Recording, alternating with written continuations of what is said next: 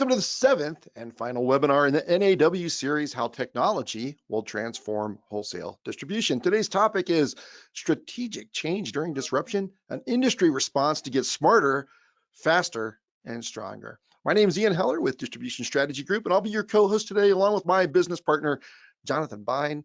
This series was developed under the leadership of the NAW Institute for Distribution Excellence. Let me bring up that slide here. There we go, which is the research arm of the National Association of Wholesaler-Distributors. For those of you who may not know, NAW represents tens of thousands of distribution firms in dozens of lines of trades that make up the wonderful, because we love it, wholesale distribution industry. NAW is known for its federal government relation program in Washington, D.C., its political action committee, the NAW Service Corporation, which provides group purchasing benefits, and the NAW Institute's research activities like this one. Before we get started, I would like to go over a few housekeeping items to help you participate in today's webinar. By default, you've joined the presentation in listening mode using your computer speakers. If you would prefer to join by phone, just select telephone in the audio pane, and then you'll be able to see the dial-in information. You can submit questions at any time, and we love them. Jonathan will moderate them by typing them in the questions pane in your attendee control panel. We'll answer some questions along the way and some at the end. Today's webinar is being recorded, and we will send you a follow-up email with a link to view the recording. Also, the detailed research report that this webinar was based on is either available now or will be available tomorrow at naw.org/report7. And you can download any of the reports in this 7-part series or listen to the accompanying webinars by visiting naw.org/howtechwilltransform. Now I want to bring in the brilliant, the lion of logic and data, the doctor of distribution, my business partner, Jonathan Bine, PhD. Jonathan, how are you today? I'm well, Ian. How are you? I'm doing great. You know, I keep trying to think of these new terms to describe you, and you know, I'm just never going to run out, I can tell. Okay. Well, there's only 30,000 words in English, so at some point you will. You'll have to recycle. Well, that's a lot of webinars, my friend. Yes. So before we get started, this is the agenda, and I'm not going to go through it because we're about to cover it, but this will give you an idea of what we are going to talk about. And I want to start by thanking the sponsors of today's webinar, because without them, this research and analysis would not be possible. We'll start off with Unilog. We're delighted to have Scott Freimeyer, the Senior Vice President of Marketing from Unilog, on the webinar today. Unilog is a regular sponsor, as some of you know. So Scott, thank you for that. And please spend a couple of minutes describing what you can offer distribution companies. Scott? Absolutely. Thank you, Ian and Jonathan. Jonathan, one day I hope to have as many nicknames as you. Then I'll know I made it. Okay. Good to be with you guys as always. Obviously proud to be sponsored with NAW on this important research. If you're not familiar with Unilog, we are the provider of powerful, affordable e-commerce solutions for the B2B market, so companies like yourselves. What that means is we can help you build your e-commerce presence, as we've done for many distributors in the past few months. We've taken live companies like Cameron Ashley Building Products, Safeware, Timon Industrial, Summers Industrial, D&B Supply, many others, Hubbard Supply. I'm thinking of Arbill Safety, even Distribution International wasn't too long ago. So we build the site for you, and then we will give you the platform to manage that digital channel for your company. It has the PIM, the CMS, the content management system, the commerce module, the site search configuration, everything you need to manage your e-commerce presence.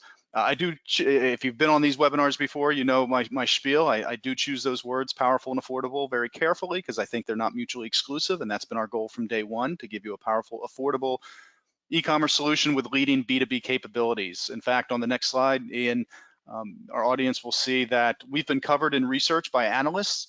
One of those is Paradigm B2B, which is Andy Hoare, and Andy's a pretty recognized expert in the industry, and he has put out this research, which I'd be happy to share with you, called the Combine, where he ranks 16 different vendors in the mid-market e-commerce space.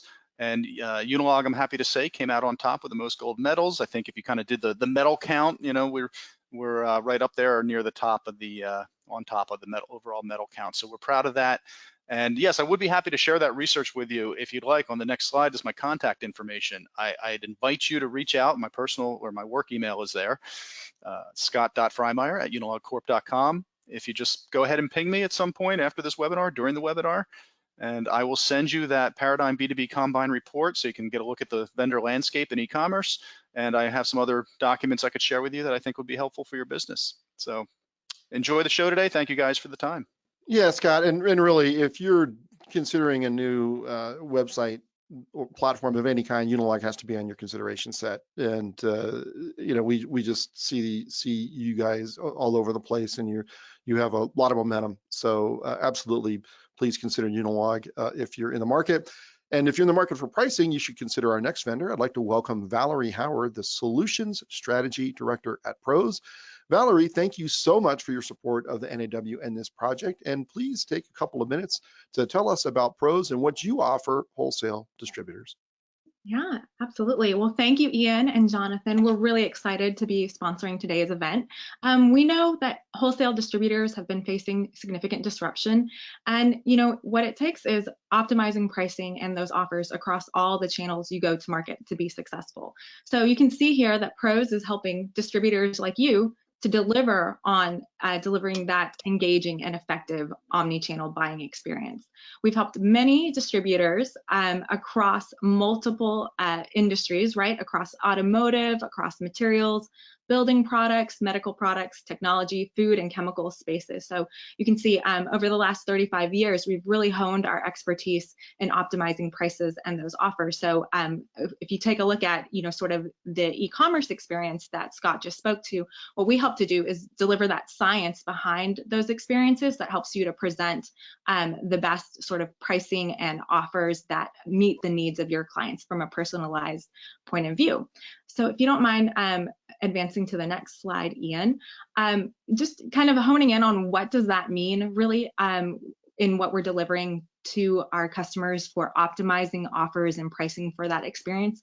It comes across sort of three main themes here: customer and market insight, pricing, and then quoting and digital selling. So for customer and market insight, what we've been helping our customers with is pricing focused analytics, right? Really helping them to understand the waterfall across profitability and costs and helping them to optimize pricing in that regard, helping them to drive forward pricing and offer responses that are optimized for changing market and competitive conditions, which we know those kind of market conditions are only, I guess, changing at a faster rate, and we've got to be more and more dynamic.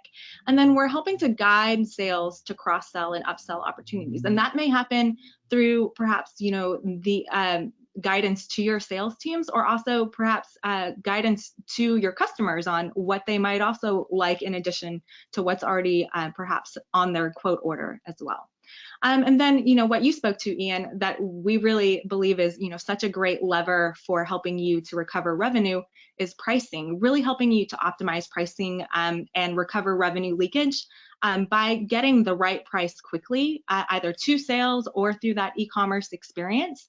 We help you even to optimize pricing for changing demand. It's a new capability that we're releasing within our product suite that's really exciting and really helps to harmonize your pricing for those self-serve channels alongside kind of the traditional sales channels. And then helping your sales team to really get beyond pricing off of gut instinct, we know is really, really important, right? To give them the tool set that they need to navigate pricing and offer management for their teams. And then lastly, just effectively helping you to accelerate sales and the quoting process. We're helping you to get that price right quickly, helping to get recommendations on both the offer and the price quickly to your customers, and then just overall improving internal efficiencies when it comes to sort of administrative tasks and maybe approval delays. So with that in mind, I'll send you to the next slide, if you don't mind, where you can learn more.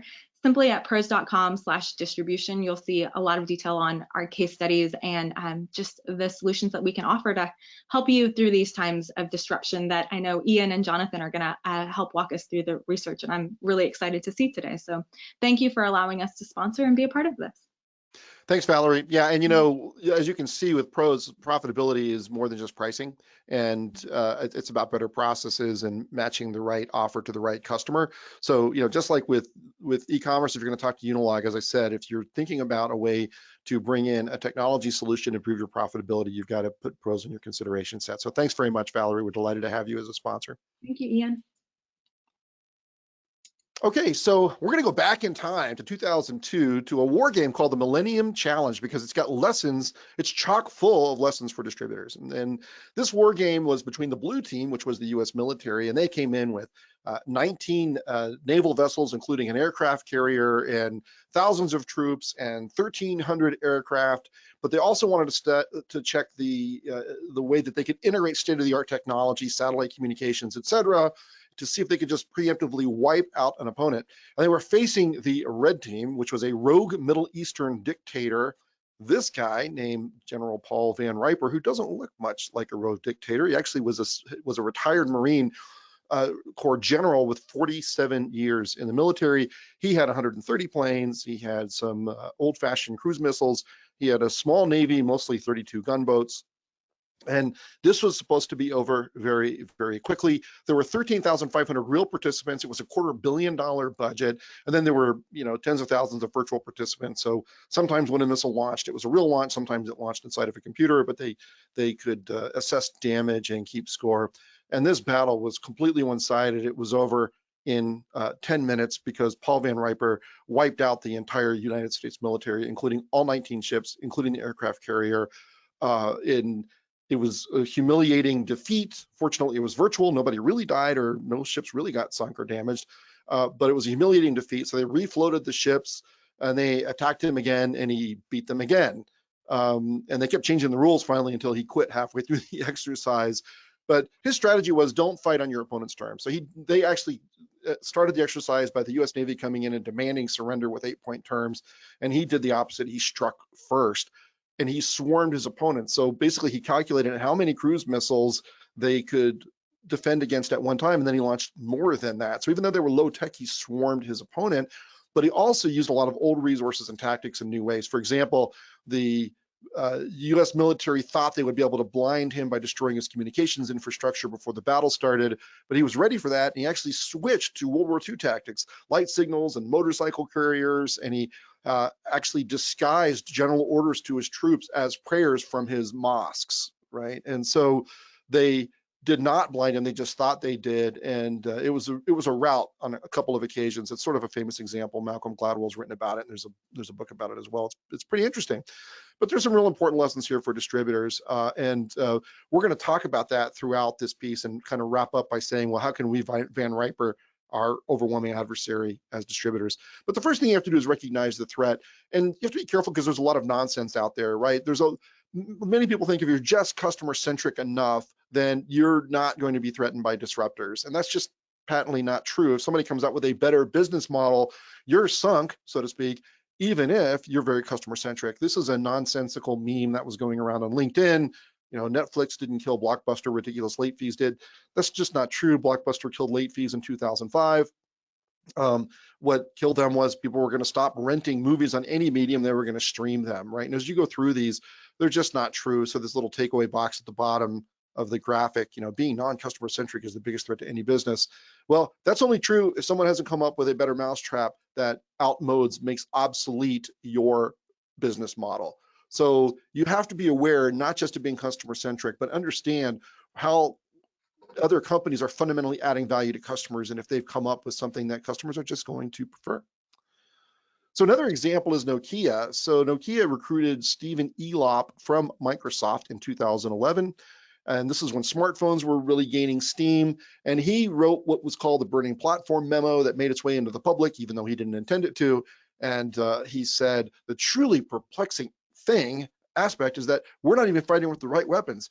We are still too often trying to approach each price range on a device-to-device basis.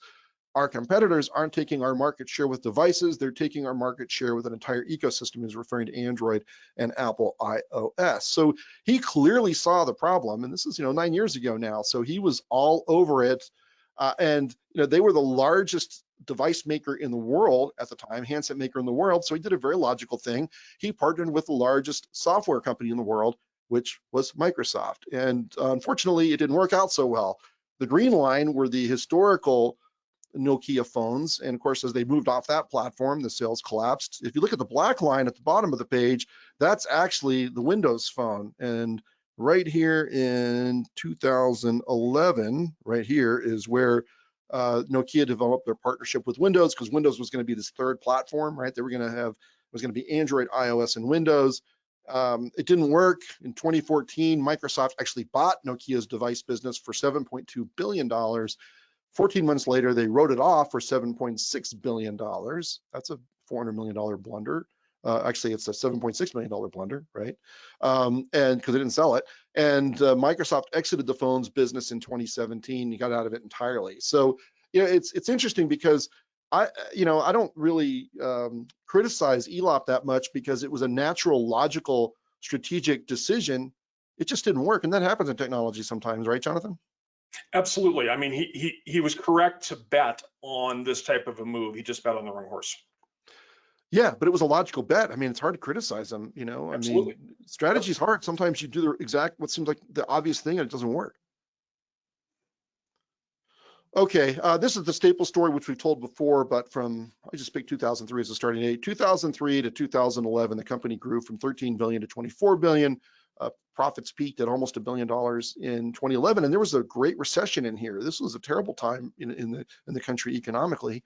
And then the economy recovered, and despite that, Staples shrunk. They lost a quarter of their sales, and they lost $1.5 billion in net income, and were taken private by Sycamore Partners.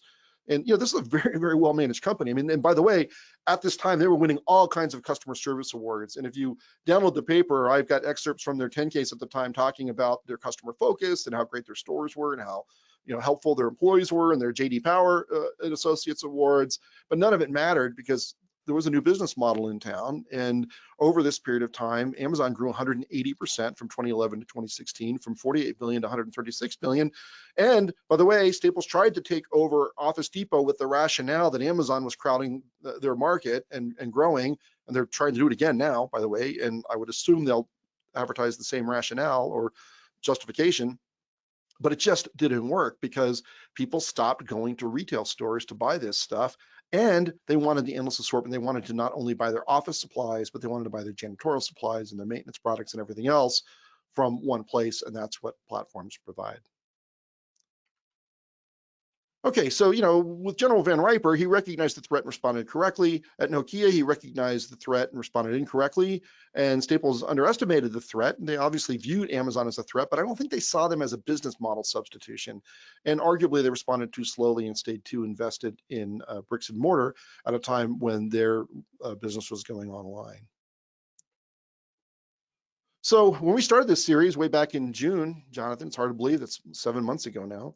Or 8, I guess. We talked about this group of disruptors. We said, look, new technologies are changing the rules, and assortment, availability, and delivery have been commoditized, or at least it's in process. I mean, the whole notion of a hard to find product is kind of going away. I mean, do you agree with that, Jonathan? I mean, it's almost nothing that's hard to find anymore. Yeah, I mean, there's some distributors that list sourcing products as one of their key things, and that value is just diminished for all the reasons that you cited. Yeah, I mean, there's some stuff that's hard to find, but boy, that pool of that's getting smaller. It's hard to add value that way.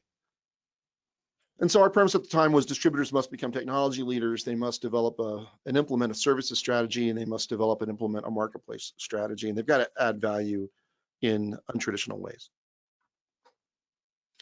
These are some of the topics we explored. We wound up going into COVID a little bit because obviously it had a big impact on this stuff. But as you can see, we looked at pure digital distributors. Those are distributors that typically hold little or no inventory, and they rely on the supplier for fulfillment. We looked at suppliers selling on marketplaces, which we'll talk about later on, and value-added services, et cetera. So there's a bunch of topics here. We wound up doing 4 surveys over the last 8 months. We did 2 to distributor executives, and 1 to distributor customers, and 1 to distributor suppliers, with a lot of help from the NAW with the lists, and Jonathan wrote and compiled most of that. So when we asked distributors, what are the areas where AI can provide the most value, their answers were mostly centered around inventory and management and sales and marketing.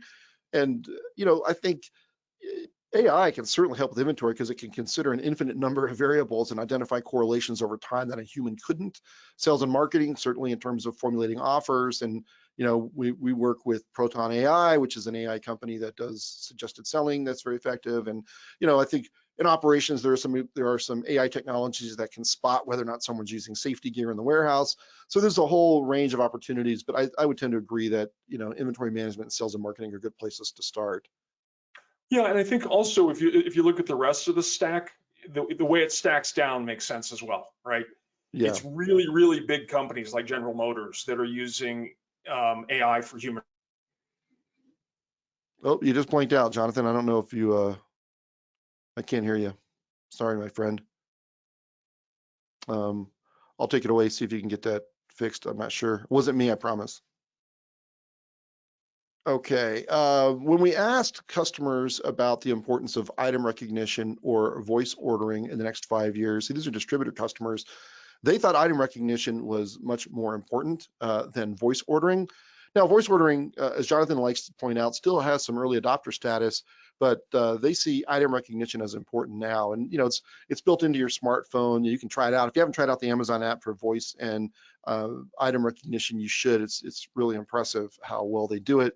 But there's clearly a difference in how people see the importance of these two. We are reluctant to draw such a distinction between the two. So first of all, Amazon is pouring an enormous amount of resources into Alexa, which is all voice right now, although I'm sure it'll be, they got Alexa in glasses, but even that's voice right now, but I'm sure it'll be visual over time. And they've got this statement on the left in current job descriptions. I put a link there. I'm not sure if it's still up, but it was when I did the research.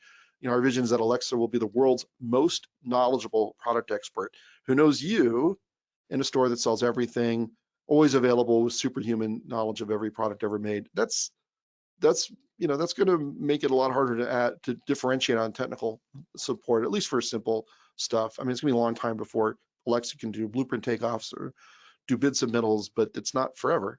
But these technologies really work together. I mean, generally speaking, item recognition is a product selection tool and voice is an ordering tool. And the way they work together is illustrated with this guy on the right who's actually grinding, not cutting. But, you could say, I mean, you can imagine a time in the not too distant future when Alexa's built into his goggles and he's got a microphone in there and he can say, Alexa, figure out what these cutting blades are and send a dozen. And Alexa can look at his order history, can look at the material that he's grinding, the tool that he's using, the actual grinding wheel itself, and say, well, I'm pretty sure it's this wheel. And without him ever stopping work, he can place the order and Alexa can deliver the product to his loading dock in about 15 minutes. Jonathan, is your voice back? Is your audio back? No, it's not. I don't know what's going on. I don't know. It's probably, do you have an Alexa? It's probably cutting you off. It's just a guess. You might have to leave and come back and see if that fixes the problem. We did ask distributors about drone and autonomous vehicle delivery, and this is just, this chart says, I don't know. And Jonathan and I we agreed when we were practicing that this is just sort of your classic technology where it's an opportunity or threat depending on how intelligently you adopt it and use it versus your competitors. So drone delivery has been approved by the FAA for UPS and FedEx and Amazon.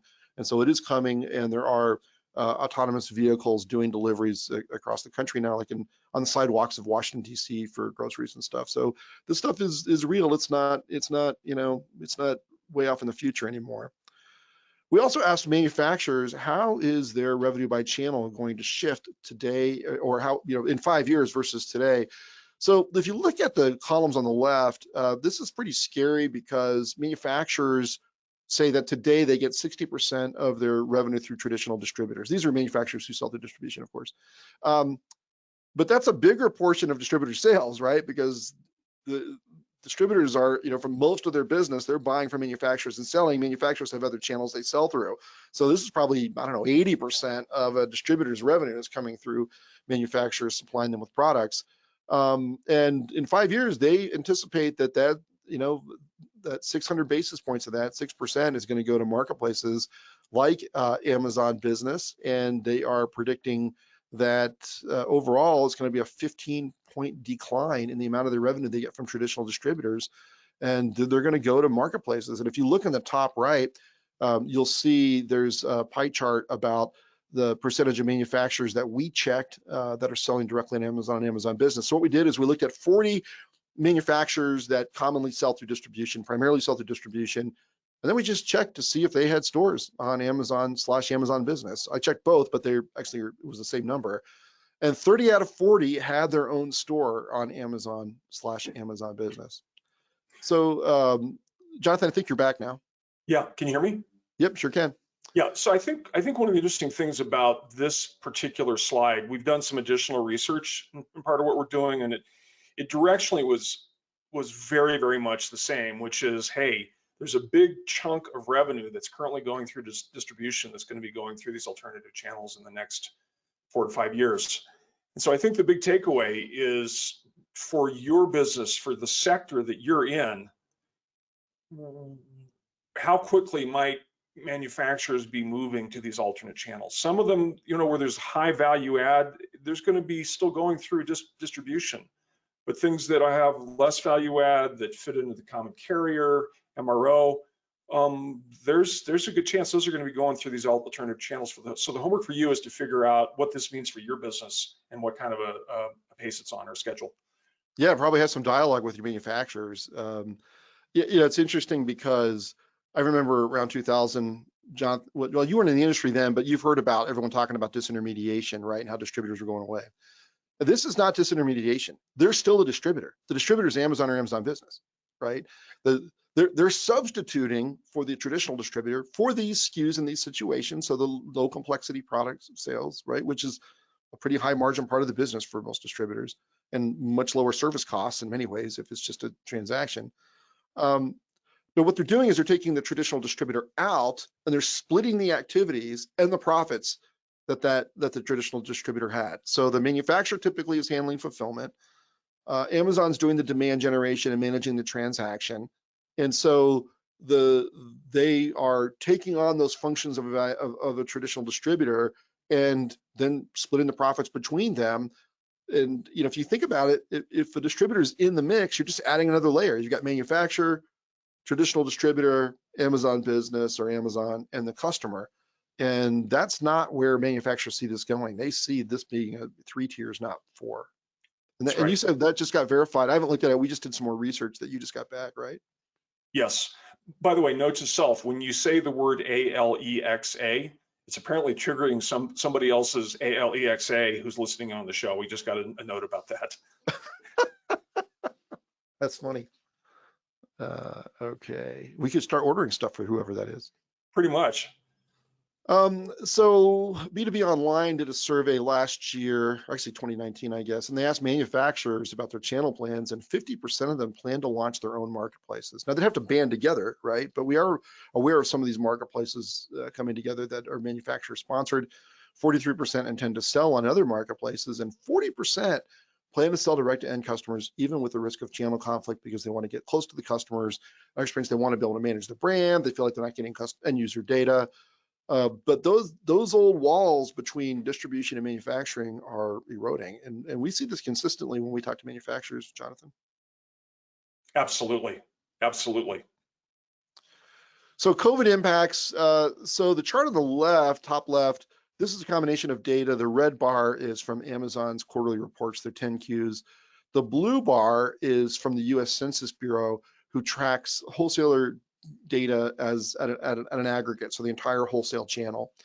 And so in the first quarter of 2020 versus 2019, so year over year, Amazon grew at 26%. So they were already growing fast and distributors were roughly flat. So call it a 26% difference in growth rate. Well, when COVID hit and everybody started working from home, that doubled. So by the second quarter of 2020, there was a 55% difference in growth rate. So Amazon grew at 40%. Wholesalers as a sector declined at 15%. And then that tapered off somewhat in the third quarter, but there was still a 40% difference in growth rate. So, I mean, I know, Amazon's primarily a retailer, but they're also a big distributor. A lot of businesses buy from them. So there is some channel migration going from bricks and mortar to online, but also from traditional wholesalers to this disruptor. Now, they also, the Census Bureau also tracks e-commerce as a percentage of total retail. So it's, e-commerce retail versus bricks and mortar retail. And when COVID first hit, the first quarter to second quarter, you can see that there was about 4 years or more of channel migration that happened in 3 months, right? So it was just an incredible change. Now, about 1.5 or 1.7 points of that was given back in the third quarter. So, our data shows that most of this channel shift is going to stay in place, but I think some of it's going to come back, right? So the question is where are the waters going to settle as this changes? But do you have data from this from your latest research, Jonathan? What are you seeing from customers?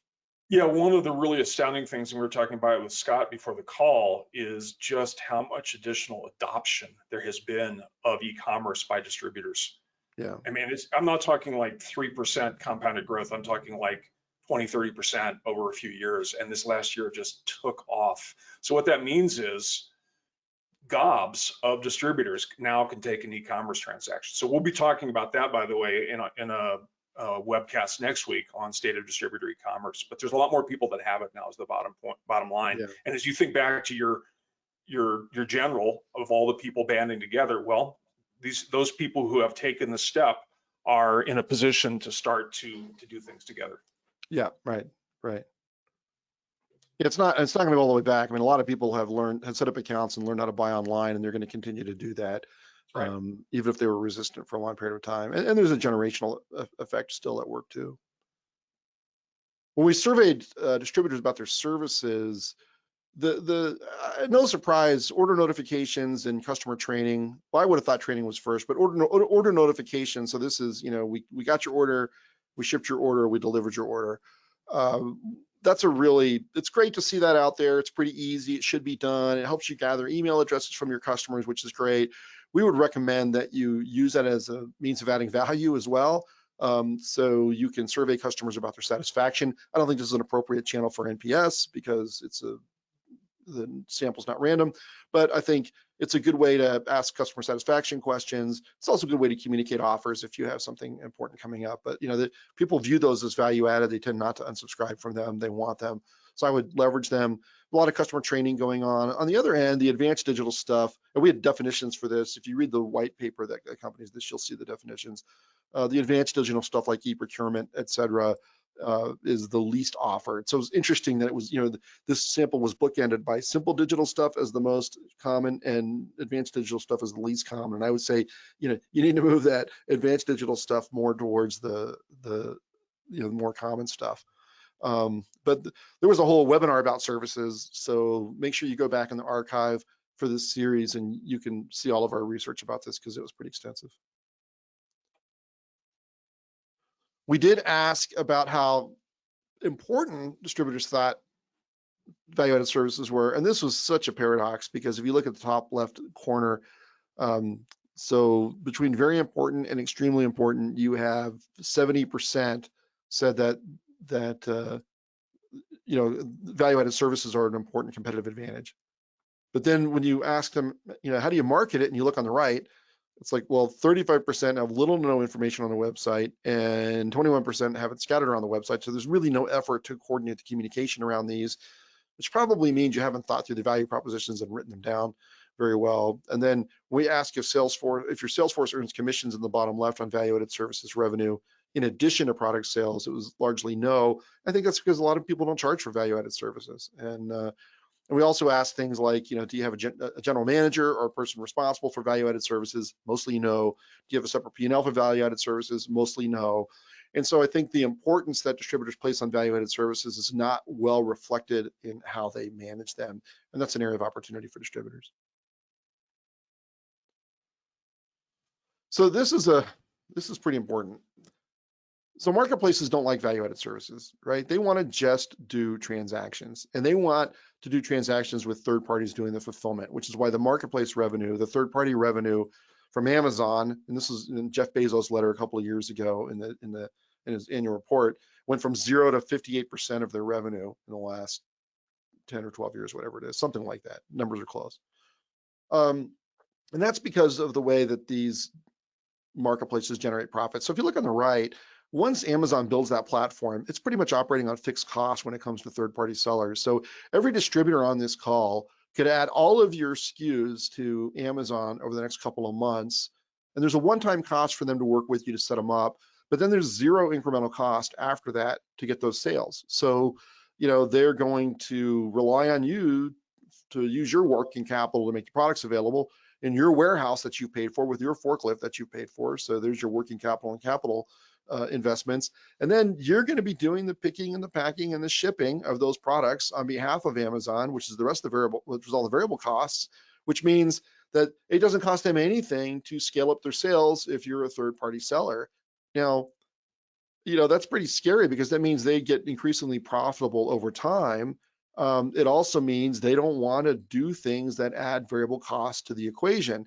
But if you think about it, and Jonathan, I think I got my math right on this. I mean, really, if you're, you talk about Amazon charging 12% for commissions, although many people claim it's more like 20 by the time they're all in for all the charges or more, and they get paid 1 month, 3 months, sometimes reportedly 6 months later, right? I mean, this is just a cash generating machine. That if this is truly a fixed cost environment, then that 12%, worst case scenario for Amazon, that is not just gross margin, it's operating profit, right? Yeah, and it almost doesn't matter what percentages it is operating profit. Right, it's just dropping to the bottom line. Right. And they manage cash really well. They have a negative cash conversion cycle. So these are money machines. I mean, these are just profit machines. And I mean, look, it can't be fantastic for Amazon and be fantastic for you, in my opinion. I mean, they're a wicked competitor, right? It's in their DNA, not wicked. They're a hard competitor, right? They're a tough competitor, formidable competitor, right? And you compare that to a distributor's business model, and look what you've got in here, all these variable costs, because you're doing all that stuff that I mentioned, and you're giving away these value-added services. And my good friend John Schweig, who's one of the best strategists in distribution, says that value-added services right now for distributors are worst of all worlds scenario, because sales reps give them away because it don't cost the sales rep anything to give them away. They can commit the company to adding all these services, but it doesn't affect their commissions because they're paid on gross margin. The customer's not paying for them either. So you have increasing costs being built into the model, right? So your variable costs are scaling up quickly. And so the gap between your sales growth and your profit growth is very narrow compared to what it is for a platform. Now, some of this is inevitable because you're doing picking, packing, and shipping, but the variable cost is all self-inflicted. And so, this is why we say you've got to separate out your service costs, your value-added services, and learn how to charge them and put them on a P&L and manage them, because you're getting into this differential in profitability over time. That's just really a bad competitive outcome for distributors. Am I missing anything there, Jonathan? Spot on. Okay. And so the lessons for distributors are, look, marketplaces disproportionately grow profits with sales volume. Distributors need to avoid competing on price. I mean, you just can't win. And by the way, when you stuff all that value-added services out there and you say, we're going to make it up on product margin, you make all your price comparisons online worse, right? Like even worse. They avoid value-added services, which means you can leave a lot of white space where you can compete with value-added services. And they don't include services in their product prices because they don't offer them. And we say then distributors need to stop bundling services into their product prices. So that's sort of the logic behind this whole argument. Okay, so we want to talk about, okay, well, how do you differentiate from the disruptors? And so we looked at sort of 4 categories of capabilities. Logistics, which we reduced down to facilities, vehicles, and other assets used to move products to customers. So this is about product availability. Assortment is the available SKUs that you have, stuff you have in stock. So how wide is your assortment? Proximity is how close are your knowledgeable employees, or how accessible are your knowledgeable employees to the customers? Can they add value? Because you can't call Amazon, and Amazon doesn't really make sales calls, at least not in the way that distributors do. They're not, it's a huge advantage for distributors to have those personal relationships and make those in-person calls, or at least it can be. So we call that proximity. And then services are all the value-added activities we just talked about, right? And so Jonathan and I debated this, and we thought, you could put this on a matrix, and you probably combine logistics and assortment, because that's the product side of the equation. That's the transaction value, right? I mean, these are transactional relationships. It's buy, sell, get, pick your product, buy it, get it there quickly. And then proximity and services really go together, because proximity are your knowledge employees and your ability to add value that is not specifically selling a SKU, and it's got some intrinsic value. Probably need a better term, but I think you get the notion that one is about, you know, a product sale and one is about knowledge and value add. One is about the traditional positioning that distributors have had, right? The logistic proximity, the logistics and assortment. That's the traditional value proposition, and that's what's under attack right now by these disruptors, right? They're attacking what is and turning into what is becoming table stakes for many of your customers. And so what Ian's going to share is where you can start to differentiate along the other dimension. And I think it's very powerful. Yeah, and that's well said. So this is being commoditized, right? This is being commoditized. Yep. This logistics and assortment. Okay, so we looked at two competitors, Home Depot Pro. So if you go to homedepotpro.com, they have basically their MRO and other distribution businesses there under one banner. We think, by the way, based on our math, Home Depot's probably a $60 billion distributor. If you look at all the MRO stuff they sell, you know, they just bought HD Supply, they bought some other distributors a while ago, and they sell to remodelers and home builders, et cetera. And they say they're 55-45 retail B2B, and that was before they bought HD Supply. So we think they're about a $60 billion hardlines distributor. That would probably be the biggest. What would you call the durable goods distributor, Jonathan? Largest durable goods distributor in the world, yes. Okay, got it. And then on the right, we got Amazon Business. Nobody knows how big they are because even though they're probably, I'm estimating $25 billion, they haven't triggered the SEC reporting requirements because that's not 10% of their sales assets or profits. But Amazon Business, so you've got these two huge competitors moving in and they threaten different parts of the market. But we wanted to look at those competencies that we just identified and see where the players fit on the screen. Obviously, this is subjective. You can move some things around and we probably wouldn't even argue with you. But generally speaking, Amazon is the biggest assortment logistics player in the world. I think that's undeniable. Way, way more even than Home Depot. So interestingly, by the way, Amazon Business is the #1 e-commerce site in North America, probably in the world. The Home Depot is number 5 in the United States. So they're still big. They're like, you know, they're 16 billion or something. I don't remember. So traditional distributors have a, you know, sort of a proximity and services challenge with Home Depot because there are 22 Home Depot stores, which is more than distributors have. Although if you're a regional distributor, only a certain number of those Home Depot locations are competitive with you. And they do a lot in services and they're increasingly doing more services. Go to Home Depot Pro, you can see some of that. Amazon does not really do any services, or they do very standardized stuff that doesn't add variable costs. But you know, in our view, traditional distributors are sort of being outflanked on proximity and services by the Home Depot, on assortment logistics by Amazon Business. And of course, what's a traditional distributor, right? I mean, you know, you have to figure out what this means for your business. But you know, but if you accept that this is sort of generally directionally correct, then you need to think about what you can do about it. And we should look to the retail sector because they got disrupted first. And our view is that retailers, they didn't understand the appeal of endless assortment, and they viewed Amazon as another competitor, not as a substitute business model. And I think we've proven that it's a substitute business model. They never coordinated any kind of industry response, right? It was one company at a time going up against this behemoth, and they lost, right? I mean, what happened to Circuit City and Toys R Us, et cetera, et cetera. And they thought omni-channel capabilities would make them competitive. If you were just customer focused enough and you were seamless across channels, that was the panacea. And none of that worked, really. They all lost share. But distributors have key advantages. I mean, first of all, distributors in total, really industry by industry, have more total locations than Home Depot and Amazon combined. You got enormous amounts of inventory, and it's specific to the needs of distributor customers.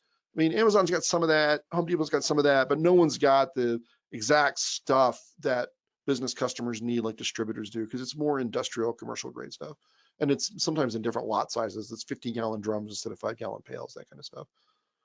They have very strong value-added services, even if we can manage them better. We have much more knowledgeable customer-facing people. So the people on the phones and the people making sales calls have this advantage. And by the way, distributors are on far more customer sites with sales reps than Home Depot and Amazon combined, probably by 10,000, right? Because we make sales calls every day on multiple customers. So we're actually at the customer's place of business. So that's its own kind of proximity advantage. We've got strong customer relationships, and we got in-person and over the phone connections. So So one thing one of the listeners pointed out, he said speed would be the other differentiator that should be called out. I love And that. Yeah. and that can mean different things, right? It can mean speed from us to you, or from you to us. You come into the branch. There's a number of ways that speed could play out as being a differentiator. As I like to say, I was about to think of that. Good contribution, whoever that was. I love that. That's very important. We'll add that. Okay, so how can distributors fight off disruption? Well, one, we could launch a rival marketplace to Amazon Business. I mean, retailers never did it. Nothing is stopping us from doing that other than ourselves. I'm not saying it would work. I'm not saying there's interest in it. I'm just saying logically, if you combine all these assortments, I mean, you can operate at a lower cost, right? Because you don't have the same return demands, because it would be sort of this jointly owned. I mean, heck, for that matter, it could almost be a nonprofit, right? I mean, it doesn't need a big commission to generate a lot of revenue to support the platform, not like a publicly held company like Amazon needs to generate. And most of the profits the distributors would get would be from selling their own goods through there. And you could still sell through your own websites.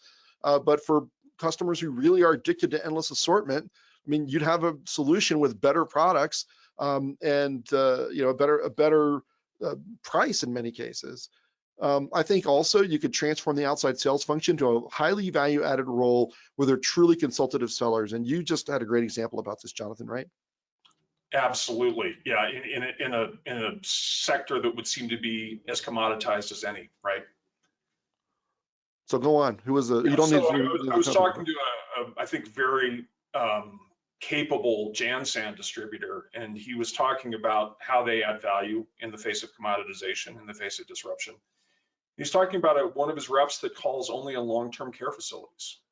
Turned out this rep knew everything about the state codes, rules, and regulations, which allowed the rep to make better recommendations about what should be purchased, solutions.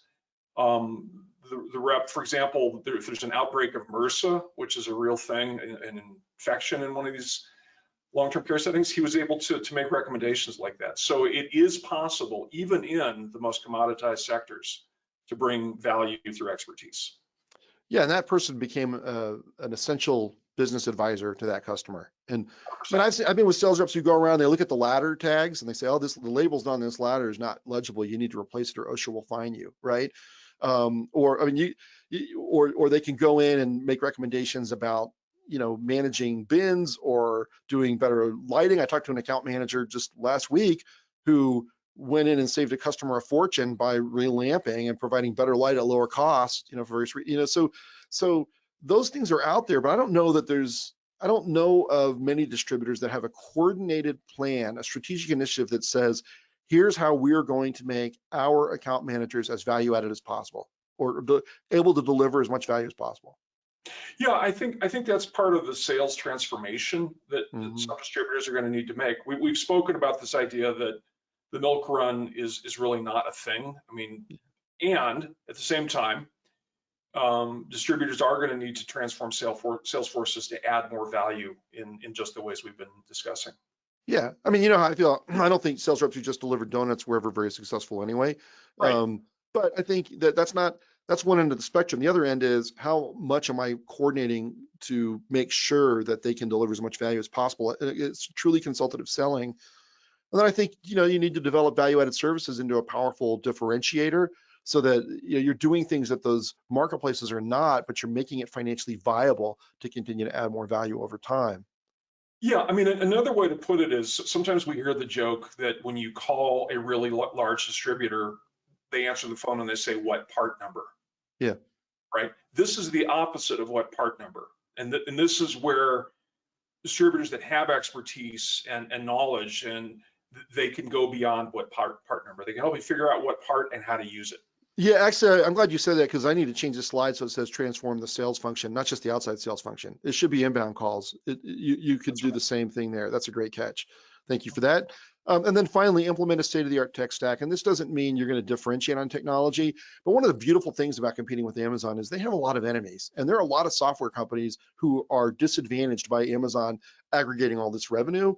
And they're creating artificial intelligence to do item recognition and voice ordering, and they're in a better economic position to Amazon than Amazon is because they can syndicate that. They can sell that to millions of different companies or hundreds of thousands. Amazon develops all this technology, for the most part, just for themselves. some of it they leverage. But I think, there are companies out there that are going to develop these tools. You're going to be able to do voice ordering and item recognition sooner than you think, provided you've got a state-of-the-art ERP, you got a good web platform, you got good product data, you've got the right platform in place. Sorry. So I think, the challenge for distributors is, stay state-of-the-art so that you can be a fast follower. You're not going to be, breaking ground, but you can follow pretty quickly. And I think if the industry did these things, we could move into this white space here where we have better proximity in services and better assortment in logistics than either of these differentiators. It's a combination of individual firm actions and the industry having the will to do a marketplace together. But even if that doesn't happen, there are things you can do with your own alliances and partnerships and with your own capabilities to be more competitive. And I think this is really, in summary, the takeaway from this series in many ways. And I love that it's kind of doing it the Van Riper way, right? You're not playing by the disruptors rules. I mean, they're coming in thinking we're going to find them one at a time, just like the retailers did. They're not expecting distributors to respond with a coordinated plan that leverages resources and expertise. And no industry has that's been disrupted by these companies. It takes old-fashioned approaches. So remember, Van Riper did the motorcycle couriers and the light signals and the mosque prayers, and it turns them in.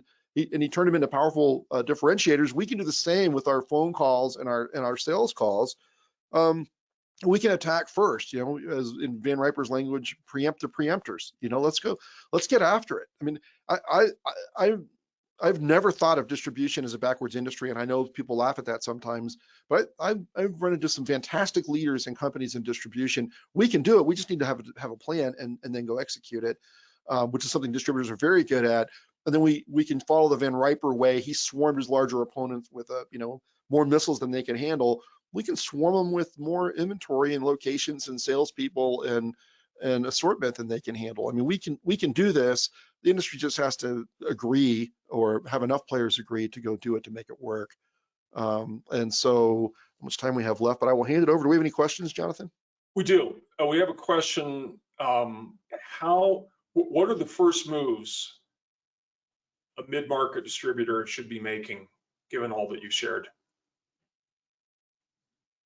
Well, my personal view is you should clean up your services plan. You should, you need to, first of all, be sure that you describe them very, very well. Put them all on one tab on your website. If you don't have a website tab that says services, you probably don't have a good services plan. Organize them well. Figure out how you can grandfather in the free ones, but add more value so you can charge for people who get more, right? Over time, transition to a revenue plan.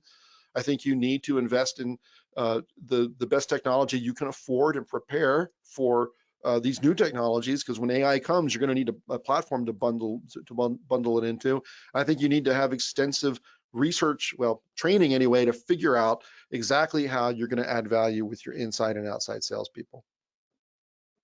Okay, so we have another question, which is, how do business models need to change in the face of this disruption?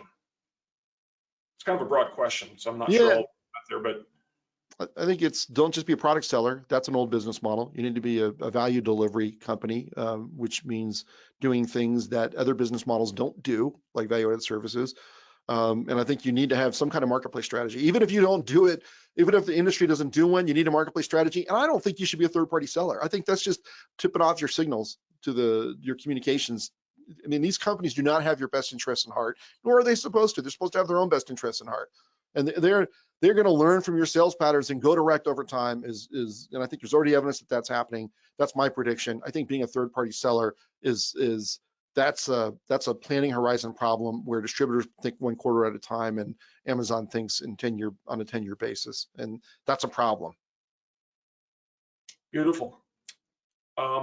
We have time for other questions, but this is all that's queued up at this point. So, Ian, what if we just shared a little bit about the next phase of research we're doing in 2021? Yeah, good point. So we're doing another series next year. It's another 7-part series. It kicks off in January, and then it is very prescriptive. So it answers the questions that we just got, right? So we think we understand the problem. We have a basic architecture for a solution. Next year, we are going to go step by step and say, here's how you should manage your services. Here's how you should train your account managers and about what and help them add value. Here's how you should perform over the phone.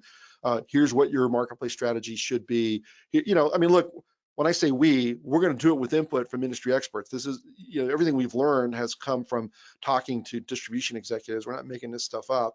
And, you know, big thinkers across the industry, whether they're in PE or on boards of big companies or there's salespeople on the front lines, we're going to be continuing that research to get the best answers and look for examples of distributors who are already putting in place these solutions so that they not only survive, but they thrive, they gain share, they don't just defend the share they've got. Terrific. Anything else? We're good. Okay, our contact information is on there. If you'd like to sponsor the 2021 series, please contact Patricia Lilly or Ruth Stadius. Their contact information is on the left-hand side of the slide. If you have any questions, you want to provide content or expertise or opinions or tell us that we're completely wrong, we're open to all of that. My information and Jonathan's is on the right. You can reach the entire or see the entire series of webinars and download the white papers at naw.org/how tech will transform. Thanks again to Unilog and to Pros for making this possible. Jonathan, it's been a wonderful experience, as always, working with you on this program. Thank you to the NAW Institute for Research Excellence for providing the resources and platform to do this work. And we'll see you in February for the kickoff of the new series. Thanks, everyone.